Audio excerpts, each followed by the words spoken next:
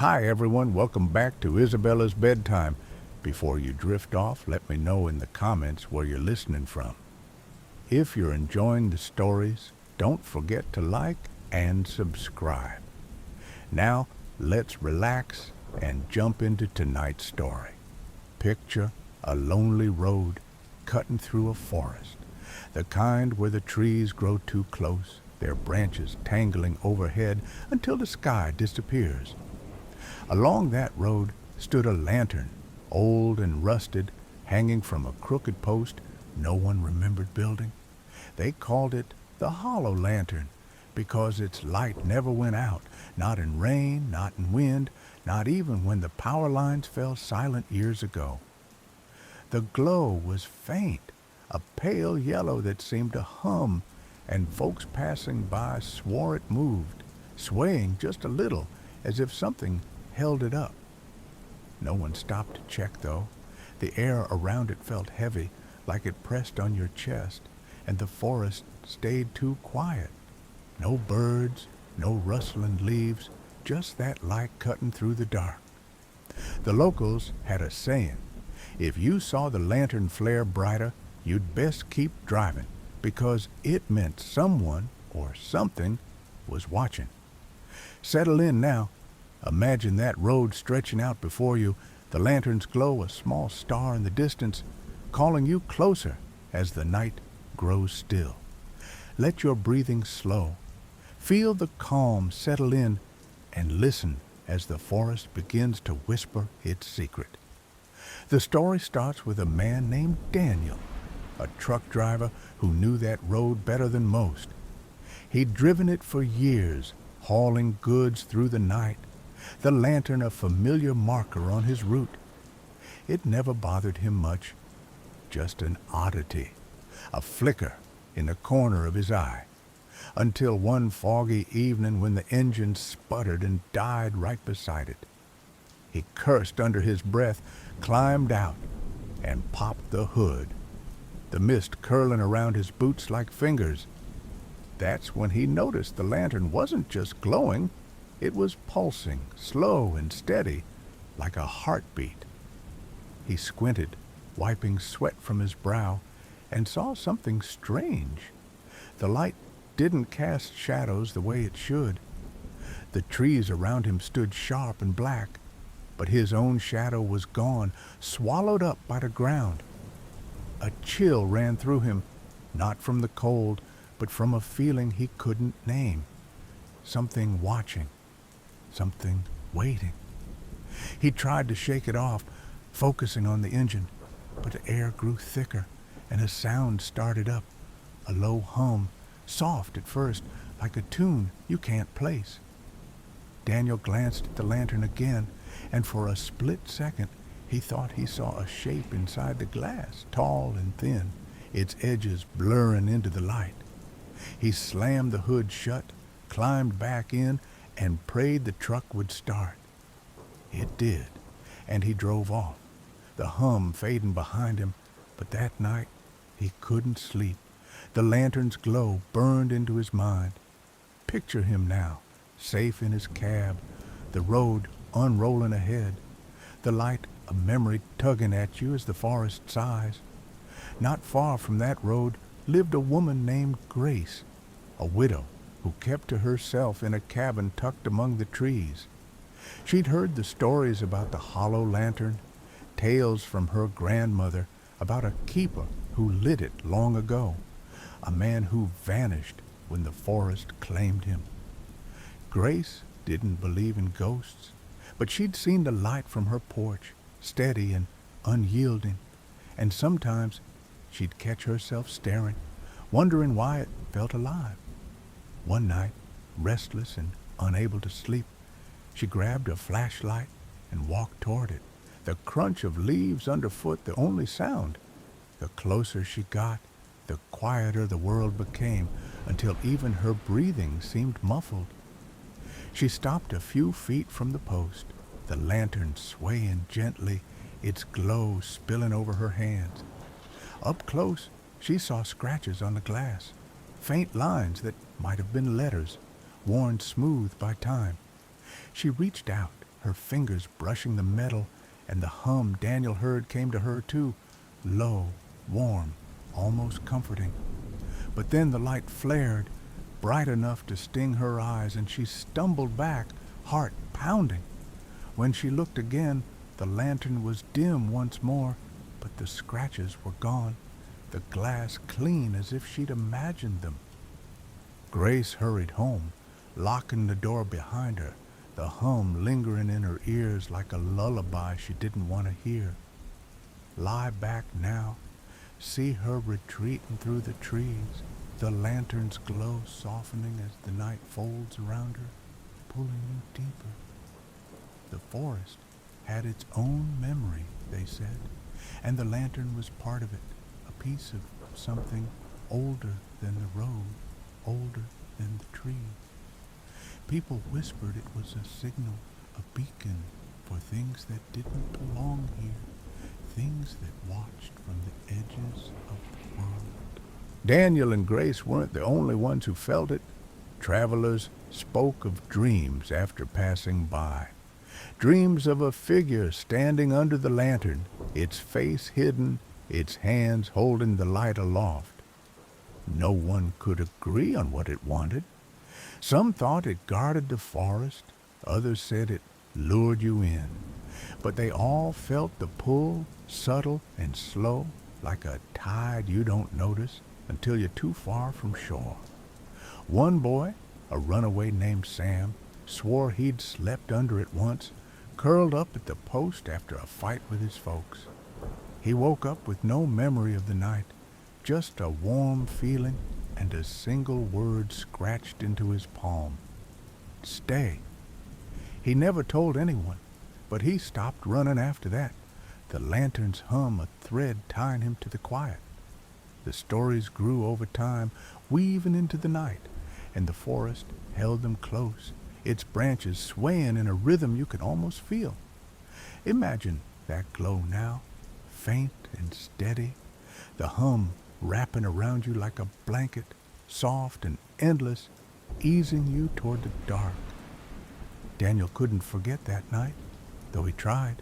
The road became a weight on him. Each trip past the lantern a little heavier, a little stranger. He started noticing things, how the trees seemed to lean closer when he drove by, how the hum followed him even after he left the forest behind. One evening, he stopped again, not because the truck failed, but because he had to know. He stood under the lantern, the light washing over him, and whispered into the dark, "What are you?" The hum grew louder, filling his head, and the shape he'd seen before came clearer. A figure, tall and still, its hands cradling the flame. It didn't speak, but the air shifted, and Daniel felt a pull like the ground wanted him to stay. He stepped back, heart racing, and something brushed his shoulder. Not a hand, not quite, but a touch that left him cold. He drove away fast, swearing he'd never stop again, but the hum stayed with him, a quiet echo in his bones. The lantern stood alone once more, its light pulsing gently, waiting for the next soul to pause. Picture it now, swaying in the mist, the forest breathing slow and deep, the hum a thread pulling you under as Daniel's truck fades into the distance. Grace, too, felt the change after that night.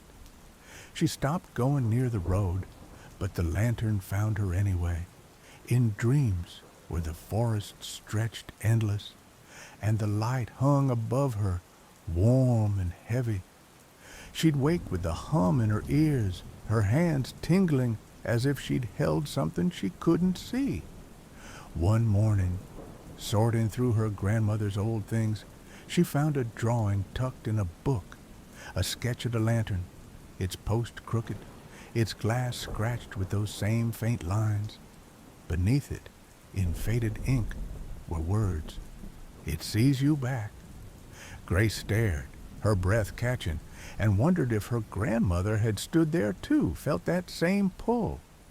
She burned the drawing in the fireplace, watching the flames eat it up. But the hum didn't leave. It settled into her cabin, soft and constant, like a guest she couldn't send away. The forest outside her window stayed quiet, the trees standing guard, and Grace let it be, the light a memory she couldn't shake. Lie still now. See the smoke curling up her chimney. The lanterns glow a distant flicker as the night thickens around you. The hollow lantern never dimmed, never faltered, a piece of the forest's heart glowing through the years. Some called it a myth, a trick of tired eyes, but those who'd felt it knew better. It was alive, tied to something vast and unseen. Daniel kept driving, Grace kept dreaming, and the lantern kept watch, its hum a secret shared with the dark. The road stretched on, empty now, the trees closing in tighter, their branches a net holding the light in place. Sam's word, "Stay," echoed in the stillness, a promise or a warning no one could say. The forest breathed slow, its rhythm matching yours, and the lantern swayed, its glow a thread tying the night together. Feel it now, that soft pulse in the distance, the hum washing over you like waves on a shore. The story settles, the road fades, and the light holds you gently, carrying you into sleep as the trees whisper their last good night. Below is part 2 of the script for the Midnight Rituals channel, continuing the story from The Hollow Lantern in part 1. This part is approximately 2,200 to 2,500 words, written in simple English with paragraphs of at least 10 lines each. It builds on the suspense and mystery of the lantern, weaving in horror, conspiracy, and myth elements, while maintaining a soothing, steady tone suitable for sleep. The narrative deepens the eerie atmosphere without an introduction or closing, flowing naturally from the previous part and leaving the story open for continuation. Daniel couldn't shake the hum no matter how far he drove. It followed him past the forest, past the crooked post where the hollow lantern hung, its glow a faint smear in his rearview mirror. The sound wasn't loud, just a murmur, like water running deep underground. But it clung to him, threading through his thoughts as he rolled down empty highways. He tried turning up the radio, letting static and old country songs drown it out, but the hum slipped through, soft and patient, waiting for him to listen. At home, in his small apartment above a garage, he'd sit by the window, staring at the night, half expecting to see that pale light flicker in the distance. Sleep came hard now, and when it did, he dreamed of the lantern, its glass scratched and glowing, the figure inside reaching out with hands that weren't hands, just shadows curling like smoke. He'd wake up cold, his breath fogging in the dark, and once he found his boots by the door, damp with dew he couldn't explain. The road called him back, he knew it, but he fought it, locking himself in with coffee and the hum of the TV. Still, the lantern's reach stretched longer than he'd imagined, its light a thread he couldn't cut. Picture him now, hunched over a mug, the night pressing against the glass, that hum a whisper in the walls, steady and slow, pulling you deeper as the shadows shift. Grace felt it too, though she stayed put in her cabin, the forest a wall between her and the road. The hum wasn't just a sound anymore, it was a weight settling into her bones, warm and heavy like a blanket she couldn't shake off. She stopped burning her grandmother's things after the drawing went up in smoke. Instead, she dug deeper, pulling out boxes of letters and trinkets, looking for answers. One night, under a lamp's weak glow, she found a photo. Her grandmother, young and stern, standing by the lantern, its post less crooked than its light sharp against the trees. Behind her was a shape, blurred and tall, like a trick of the camera, but Grace knew better. She traced it with her finger, the hum growing louder in her ears, and the air in the cabin thickened, the lamp flickering as if something breathed too close. She started hearing things after that. Soft taps on the windows, a creak in the floorboards when she stood still. The forest outside stayed silent, but it watched her, its trees leaning in, their branches tracing lines she couldn't read. Grace kept the photo by her bed, the hum a lullaby she didn't fight, and each night it pulled her under, the lantern's glow a dream she couldn't escape. Imagine her now, asleep with the photo clutched tight, the forest breathing slow, its quiet wrapping around you like mist. Sam, the runaway, hadn't gone near the lantern since that night he slept under it, but it hadn't let him go either. He'd settled in a town a few miles away, crashing on a friend's couch, the word "stay" still etched into his palm, faint now but there. The hum found him too, softer than for Daniel or Grace, like a memory he couldn't place. He'd catch himself humming it sometimes, a tune with no start or end, and people noticed. His friend asked once, frowning, where he'd heard it, but Sam just shrugged. At night, he'd sit outside, the sky wide and starless, and feel the pull back to the forest, gentle but firm, like a hand on his shoulder. He started carving things, small sticks into shapes, a post, a lantern, his knife moving without thought, the hum guiding his hands. One piece he kept, a rough little lantern that glowed faintly when he held it, though he swore it was just the moonlight. People in town started talking, saying he'd changed, his eyes too old for a kid his age, but Sam didn't mind. He felt safe with the hum, like it knew him better than he knew himself. Picture him now, whittling in the dark, the forest a shadow on the horizon, that glow a whisper in his hands, soft and steady, easing you along. Sam felt the shift too, though he stayed where he was, the hum a tether he didn't fight. He carved another lantern that night, smaller, its edges smoother, and it glowed again, faint but real. He held it up, the light spilling over his hands, and saw something in it, a path, tiny and carved, winding through the wood.